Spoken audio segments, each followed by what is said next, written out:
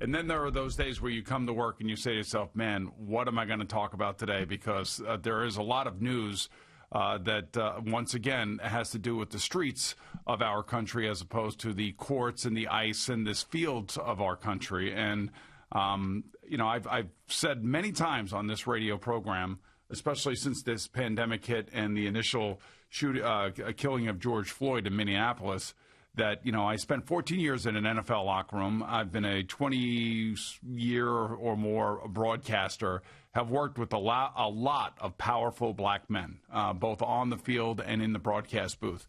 And every single one of these men for this amount of years have told me about their stories and about their fears in life. And I always listened, always respected it, and always believed in it. And I can't believe that one more time, again, that we are now in this situation where the NBA has got to take a stand. And I saw some of the arguments back and forth on Twitter last night, and I really don't even want to get involved in Twitter because I think Twitter is a cesspool and a sewer pit for so many reasons, for so many sides. But just sitting there as a human being, wondering how I would react if that were my family member, regardless of what the circumstances were leading up to it.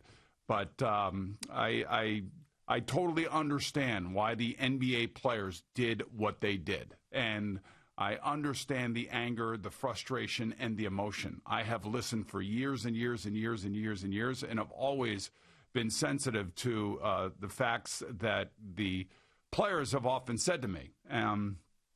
I have no idea what makes somebody want to shoot somebody in the back 7 times, unless, of course, that person is pointing a gun at somebody else or pointing a gun at you. I cannot comprehend, given the state of where we are in this country, why something like this happens. And I do understand why the players are emotional about this. I do understand that the Milwaukee Bucks are the ones who started this and said, we are not playing.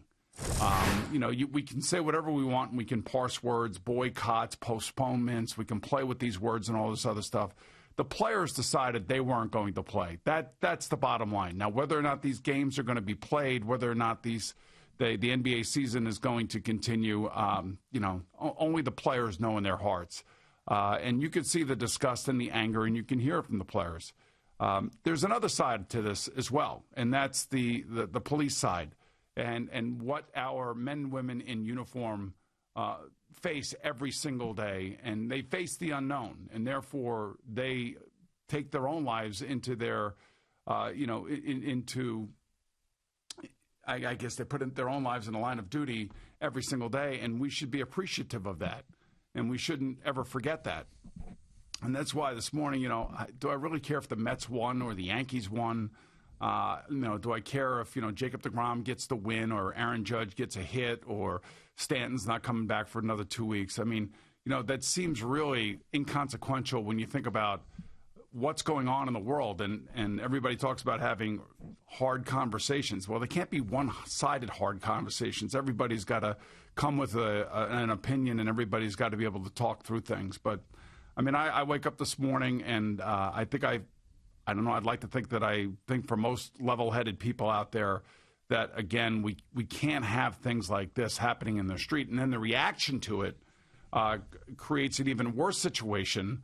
And, you ask for calm, and then there are the people that are going to try to take this and run with it and use it for other reasons, other political reasons, which we all know we're in the middle of a presidential election that's heated. And there are a lot of people on both sides that can't stand each other. And it's manifesting itself in the streets. And it's sad. It's really sad. And especially here in New York or Kenosha, Wisconsin, or Minneapolis or Portland or Seattle, where there is no regard for law and order. There's no regard for hard work that people have put forth their entire lives, and lives are being ruined in so many different ways. And there are those on one side who will say, well, it's worth it because we've sat by for too long and haven't done enough. And then there are going to be those on the other side who say, you know what, this is just incomprehensible that we can't have a society without law and order and a respect for the police. And there's a portion of our society that has no respect for the police, and I think we all recognize that.